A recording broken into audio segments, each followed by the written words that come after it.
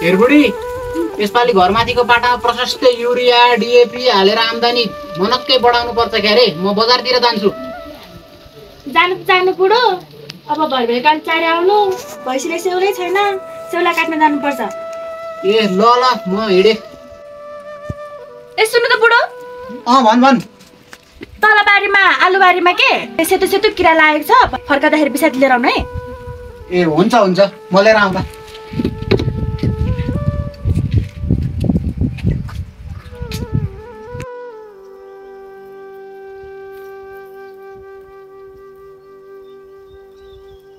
नमस्कार है प्राविधिकज्यू।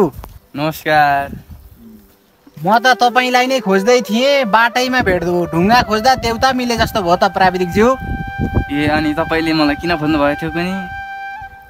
यही त हो नि, गाउँघरको खेती। म त मल लिन पो जाँदै थिएँ। अस्ति तपाईँले दिएको बिउ लगाउँ कि भन्ने सोचेको, त्यस विषयमा केही भन्नुहुन्थ्यो कि भनेर। राम्रै कुरा लिएर आउनु भएको छ, बसेरै कुरा गरौँ न त। हुन्छ बसौँ न। म त धेरै फलाउँ भनेर रासायनिक मलको प्रयोग गरौँ कि भनेर सोच्दै थिएँ प्राविधिकज्यू। यहाँ हेरौँ त बा। बढी रासायनिक मलको प्रयोगले गर्दाखेरि चाहिँ अन्नमा पाउने पौष्टिक तत्त्वहरू पनि घट्छ। त्यो घटेको कारणले गर्दाखेरि चाहिँ मानिसमा क्यान्सर, मधुमेह जस्ता रोग देखिन्छन् र माटोलाई पनि सार बनाउने काम गर्छ। धेरै रासायनिक मलहरू प्रयोग गर्दाखेरि।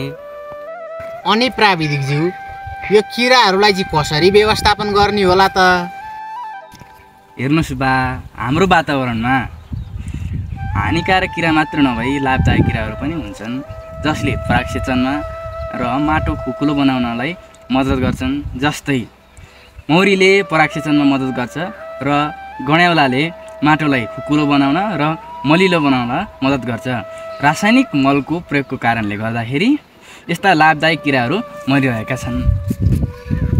यो हानिकारक किराहरूलाई चाहिँ कसरी व्यवस्थापन गर्ने होला प्राविधिकज्यू? मेरो त बाली त भसक्कै बनायो। दाल हेऱ्यो त्यस्तै छ, धान हेऱ्यो त्यस्तै छ, आलु हेऱ्यो त्यस्तै छ। के चाहिँ गर्ने होला त प्राविधिकज्यू? केही यसो आइडिया पो दिनु पर्यो। हानिकारक किरालाई रासायनिक विधिद्वारा मात्र नभई घरेलु विधिबाट पनि नियन्त्रण गर्न सकिन्छ। जस्तै साबुन पानीको झोल, तितेपातीको झोल, निमको झोल, गाई गोरुको गहुँ, खरानी प्रयोग गरेर नियन्त्रण गर्न सकिन्छ, जसले हाम्रो वातावरण र स्वास्थ्यमा दुवैलाई फाइदा पुर्याउँछ। ओहो प्राविधिकज्यू, यो रासायनिक मलले त साह्रै हानि पो गर्दो रहेछ त हौ। भर्खरै बिसादी छरेको काँक्रा टिपेर छोराले खाइदिइहालेछ। बदमास केटो त्यही हो, सिकिस्तै बिरामी भन्छ नि प्राविधिकज्यू। यो रासायनिक विषादी त साह्रै हानिकारक हुन्छ नि बा। यसले श्वास प्रश्वासमा समस्या ल्याउँछ, शरीरलाई कमजोर बनाउँछ, मानसिक सन्तुलनलाई बिगार्छ र क्यान्सर, ट्युमर जस्ता दीर्घकालीन रोगहरू निम्त्याउँछ। बा, तपाईँले पनि सकेसम्म रैथाने विधि नै अपनाउनु होला। ओहो, तपाईँले त मलाई धेरै ज्ञान गुणका कुरा पो सिकाउनु भयो त। हो नि बा, अब छिटो लाभ लिने लोभले रासायनिक मलको प्रयोग गर्न छाडौँ। अरू घोडा चढाइ भन्दैमा आफू धुरी चढ्न नि भएन नि। प्रकृतिले हामीलाई यति सुन्दर उपहार दिएको छ, त्यसको संरक्षण गरौँ।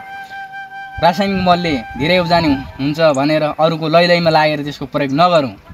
प्राङ्गारिक मलको प्रयोग गरौँ, माटोको संरक्षण गरौँ। माटो बाँचे पो हामी बाँच्छौँ त बा।